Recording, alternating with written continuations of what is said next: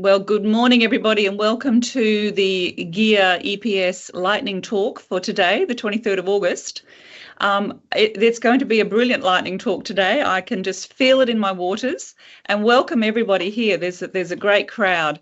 So as we begin, as is our custom, on behalf of GEAR and EPS, I would like to acknowledge the Yuggera, Jaggera, Turrbal, Yugambeh and Kombumerri peoples, on whose unceded lands the 5 Griffith University campuses are located. And we pay our respects to elders past, present and emerging. And that's a very important statement to make on such a day when we are going to take a deep dive into an excellent new book that really showcases the need to engage very closely and deeply with decolonising education. Now, I'm not going to steal any more thunder from our brilliant speakers, so I'm going to hand straight over to our first speaker, Parlo SIngh, who will be followed by second speaker, Nandini Dutta, and then lastly, Unji Amy Kim. Thank you, Parlo and team. Okay, thank you, Jen. And I also want to do an acknowledgement of country, but I won't repeat what Jen's already said. So this map, the Indigenous map of Australia, was given to me in a slide by my colleague, Associate Professor Deb Bagali. I also want to acknowledge any Indigenous people in the audience, and I think, Ren, you're in the audience, so I want to acknowledge you and your scholarship.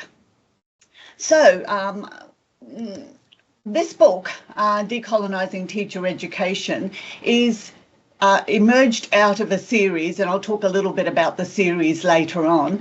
The series is with the Australian Teacher Education Association, and what they did was commission a book series for which, and I'll just quickly jump to that slide, for which there are a number of editors, including Deborah Heck, myself, and Angelina Ambrasotti. So if you've got something that you would like in teacher education and you would want to publish it in that series, hey, come and contact me. So there are a number, as you can see from that slide, there are a number of Griffith colleagues that have actually contributed to this book, and I really want to thank all of those Griffith colleagues, including Debbie Bagali, Troy Meston, I'm trying to think, Nandini Dutta, NG Amy Kim, Tasha Riley, who else am I thinking about? Sue Watman, yes, Sue Watman is in it as well. If I've missed anybody, just go and grab the book and you'll be able to see some other exciting contributors. Okay, so the actual edited book is that there are, it's edited by myself, Deborah Heck, Stephen Hymans and Angelina Ambrasotti. It's organised in 3 parts. And I won't bore you with that at this stage because there's a lot to cover. But what ended up happening was I took the lead in writing the first chapter, the prologue, to explore the field of decoloniality studies. And that was an enormous learning process. And in thinking about that learning process, what I want to do is jump to talking about the conversations, and I'll come back to some of these other slides, the conversations I ended up having over a long period of time with my colleague, Associate Professor Debbie Bagali, who's actually got an edited book. Sorry, yes, she has an edited book coming out with Nilmani Fernando called Critical Racial and Decoloniality Studies, Literacies. Now, why I'm mentioning Debbie, and I will also mention Carla in a little while, is that the whole field of decoloniality studies is enormous. And it's got trajectories coming out of critical Indigenous studies, Black feminisms, subaltern studies, psychoanalytic studies, etc. So to actually have some handle on that work literally took me years, but also very in-depth conversations with a couple of colleagues that I want to mention here. Now, I also do want to mention that Deb Bagali, let me just go back to that slide.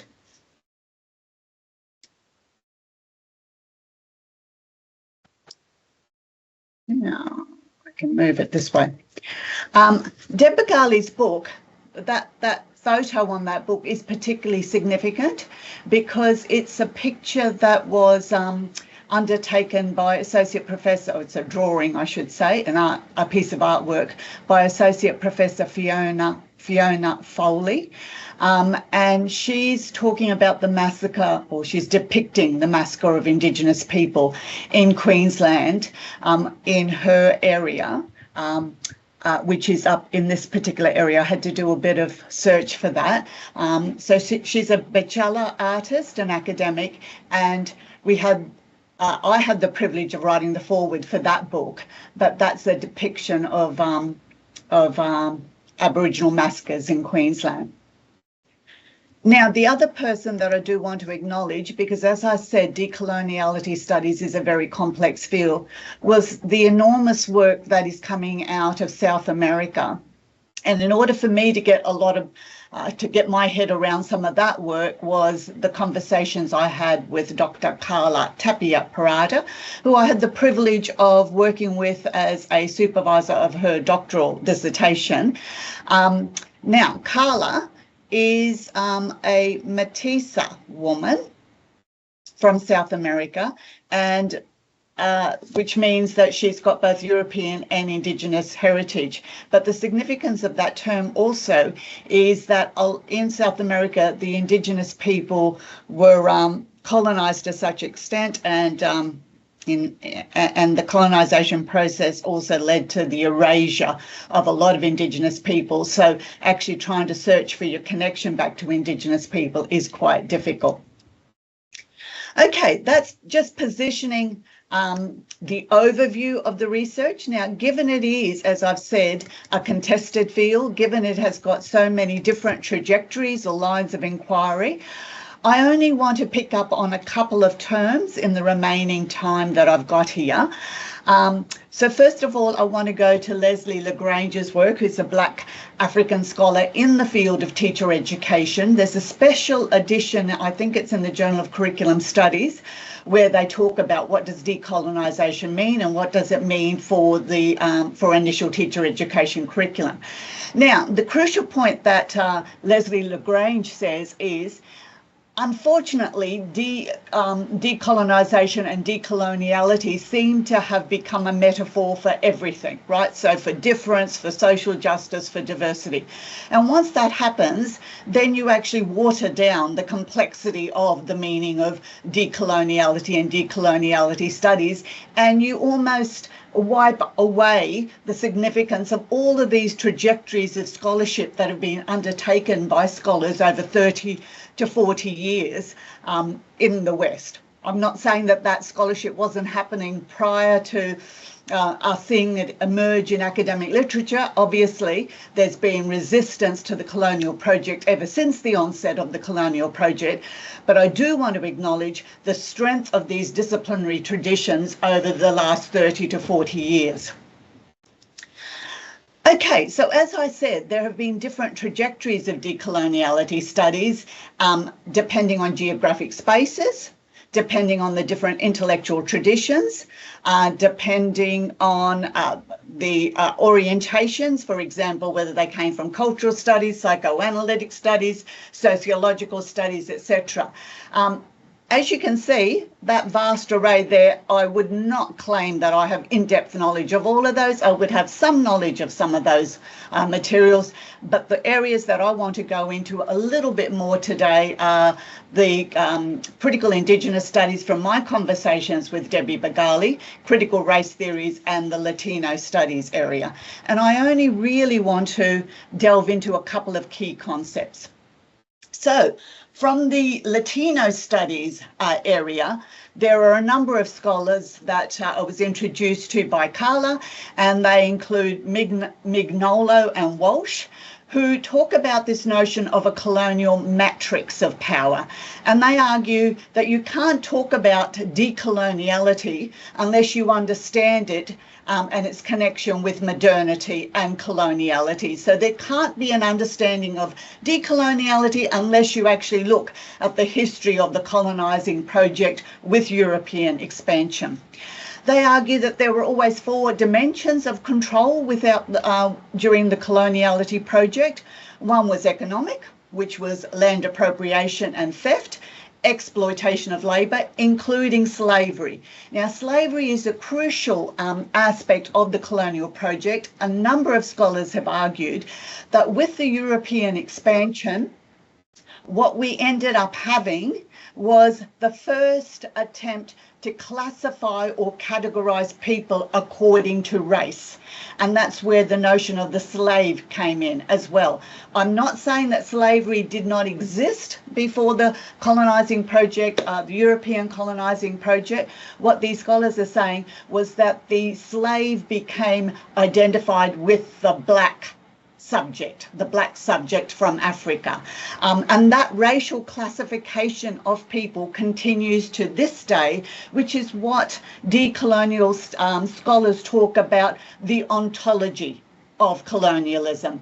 Ontology meaning the reality, the world that is being constructed through the colonial project. The second aspect of control was through policing and surveillance, including military powers, laws, etc.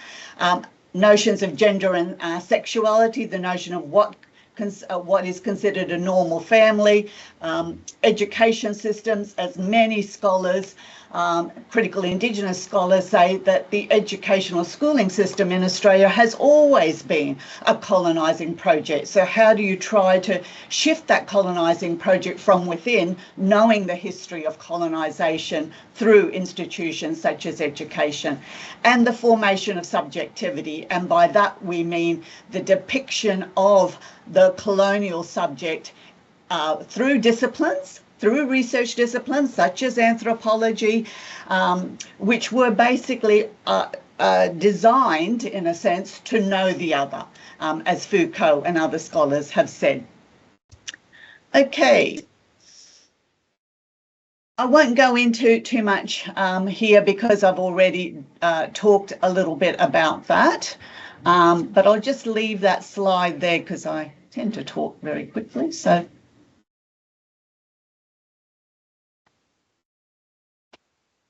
What I do want to point to is the last comment there, that coloniality is the dark side of the European modernity project. This is not to say that the European modernity project did not have lots of things in its favour, but there was always a dark side to it, and the dark side was slavery, was the classification of people according to race, was the erasure of cultural identities, was the stealing of land.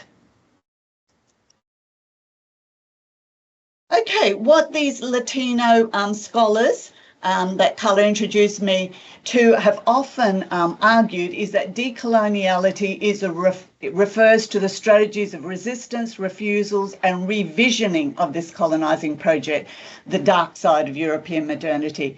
It involves uncovering and valuing the knowledges, cultures and worldviews that were suppressed under colonial rule.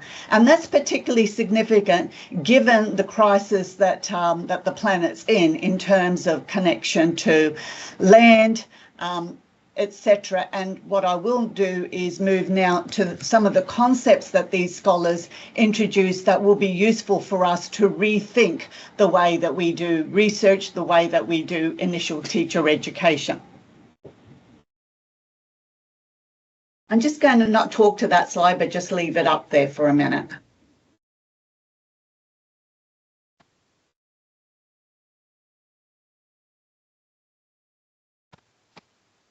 And now I'm just going to point to the second point where Mignolo and his colleagues talk about decoloniality as about addressing and undoing the ways colonialism has affected how we think and produce knowledge and our understanding of what it means to be human and relating to other entities, living and non-living. And given that when I'm talking to my own research students, those concepts, epistemology and ontology, are crucial to the way we do research. Even those people who aren't interested in decoloniality studies, I think, can learn a lot from these ideas about shifting understandings of epistemology and ontology and the relationship between them. Okay, a key concept. So I just want to pick up a couple of key concepts in the remaining time. One is this notion of land, law and country. And I'm going to say very honestly that I didn't understand the complex understanding of land, law and country until I did engage with that disciplinary tradition in critical Indigenous studies, and it's a very complex field. So for me to actually try to understand these concepts, I'm very grateful for the ongoing conversations I could have with my Indigenous colleagues, including Debbie Bargali. So one of the key concepts is this notion that land is not dead, it's not there to be mastered or controlled, it is alive and it teaches us. It is a concept that includes all elements of existence. So this understanding of country underscores the idea that humans are just one part of a vast interconnected web rather than being above or apart from it. And that was very profound for me, because at the same time I was reading this literature, I was reading the literature that's come out of the feminist philosophers like Karen Barad, who talks about the notion of ontology, epistemology, and axiology as well, or she talks about it as onto, epistemo, ethico, that they're all interconnected. The critical Indigenous scholarship I saw as one forcing me to decenter the human, that the human isn't at the centre of everything, to actually understand concepts of the non-human and the more than human, and to understand the relationality between ontology, epistemology and axiology. Indeed, some of the critical Indigenous scholars have actually criticised some of the feminist material scholarship, saying, excuse me, you've come up with these concepts, we had them for a long time, it's almost like you've appropriated our concepts and are now claiming them as your own. And there is this debate occurring across those disciplinary areas, and quite rightly. Okay, from Aileen Morton Robinson, I really developed this understanding about connection to country. And so when there's this kind of talk about, oh yes, you hear it in the newspapers, Indigenous people want to take over your backyard, I had to really rethink, but what is this notion of Indigenous connection to country? And it was only by understanding or trying to understand this connection to land, law and country and relationality that I could really get my head around a very different notion of sovereignty to the capitalist logic of sovereignty, which has been a hallmark of the European colonising project. So it's an inherent sovereignty, a relationship to land, not about possession and ownership of the land as private property.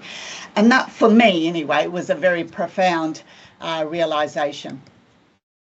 Okay, so from critical Indigenous studies, I got some of those key concepts. From critical race studies, black feminisms, was a crucial concept about slavery being an important metaphor of the whole colonial project and the racial classification and categorisation of people, and on that basis, the development of an ontology.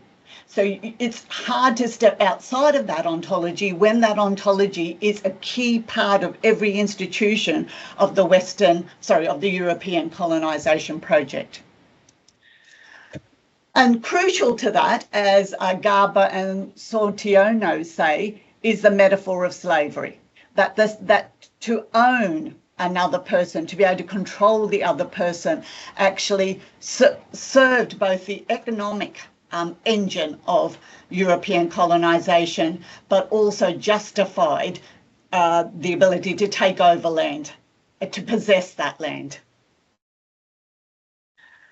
Okay. I've done very well. I've got a minute left. So in summary, what I want to talk about, or what I tried to talk about, is that decoloniality studies is a complex discipline with many sub-disciplinary traditions. It is not another term just for social justice or difference or diversity. As soon as you do that, you wipe out the rich intellectual traditions and the complexity of the concepts that are still growing in these disciplinary traditions. There are different trajectories within the different disciplinary field of decoloniality studies, as I've indicated. There are key concepts that we need to understand in these disciplinary traditions, and understanding those concepts takes years of work and very generous engagements with colleagues. And if you engage with them, you cannot just simply incorporate those concepts within existing ways of doing research and doing initial teacher education. To understand land, law and country and relationality is a very different way of saying, I'm producing knowledge here about that object over there, right? It's a very different way of thinking about it. And then the other point from colleagues in South America by conversations with Carla were the matrix of power about coloniality that infuses economic relations, policing relations, gender and sexuality, and the formation of subjectivity. Thank you very much for your time.